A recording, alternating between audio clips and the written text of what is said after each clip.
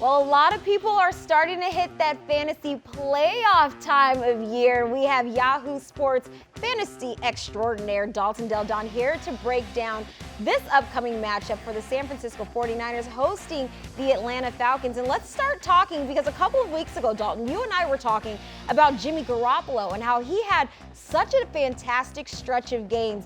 One of the best quarterbacks actually during that stretch. I think it was going into week 10.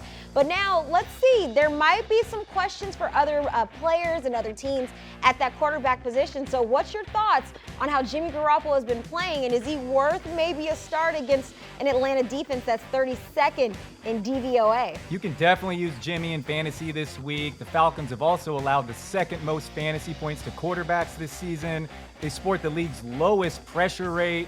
Garoppolo is actually tied for second in yards per attempt this year. As you said, he's been playing really well since he's recovered from that calf injury. With Elijah Mitchell's health uncertain Sunday, but San Francisco's receivers and hopefully George Kittle good to go, Jimmy G is a top 15 fantasy QB on my board this week. That says a lot about the 49ers quarterback, but there are some areas of the 49ers roster that does have some questions. We know, as you just said, Elijah Mitchell, there's some question marks surrounding him. Also, I think a lot of people are expecting to see more out of Jeff Wilson last week against the Cincinnati Bengals. So how do you see this 49ers backfield kind of playing out if you have one of those guys on your roster? If Mitchell's good to go, treat him as a top 10 fantasy back in this matchup. Shanahan clearly loves the rookie who's averaging the 5th most rushing yards per game this season.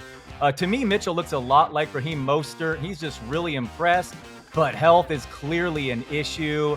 He had that MRI on his knee to go along with the concussion worry. So if he's unable to go, then it's Jeff Wilson, who's a clear downgrade. He loses passing down work to JaMycal Hasty. So Wilson would become more of a flex option in fantasy terms.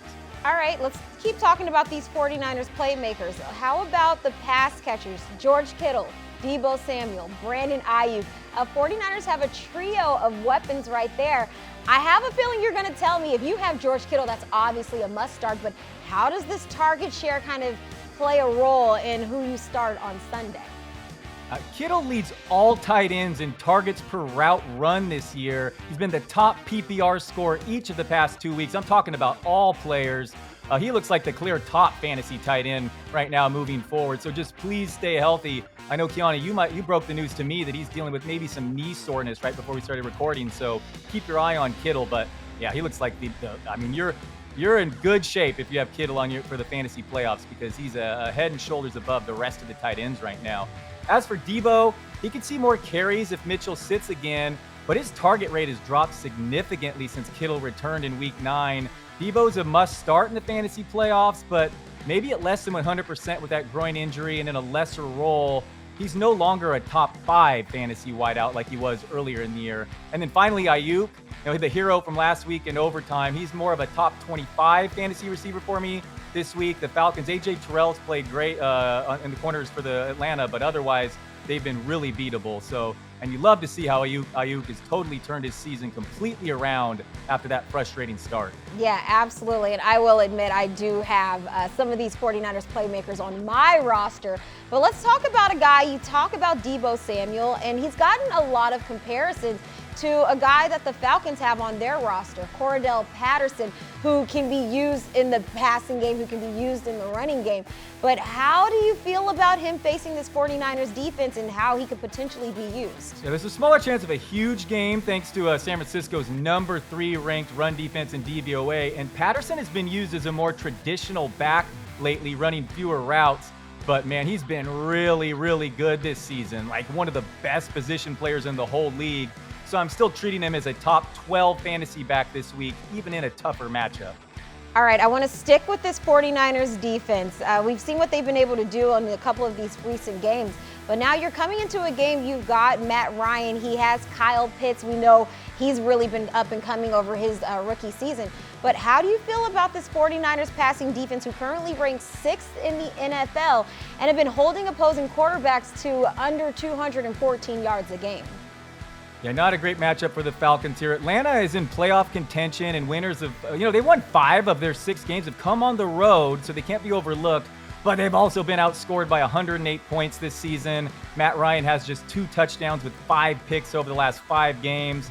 So I'd stay away from him in fantasy, even with all the injuries to San Francisco's secondary. As for Pitts, he's actually 4th in targets and 6th in yards per game among tight ends, which isn't so bad for a rookie. But thanks to just 1 touchdown, he's been a major fantasy disappointment, especially to those who drafted him really high like myself.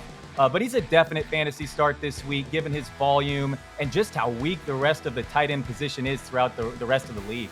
All right, we broke down everything that you can expect in this Week 15 contest, but let's look around the entire NFL. You know, I'd love to ask you, what intriguing matchup are you looking forward to? And especially for some of us that are in that fantasy playoff talk right there. The matchup I'm most looking forward to is Green Bay at Baltimore. You know, it's not a high projected total, but I'm intrigued here, assuming both quarterbacks are healthy, of course. Baltimore has become an extreme pass funnel defense with a bunch of injuries to their secondary, not unlike San Francisco.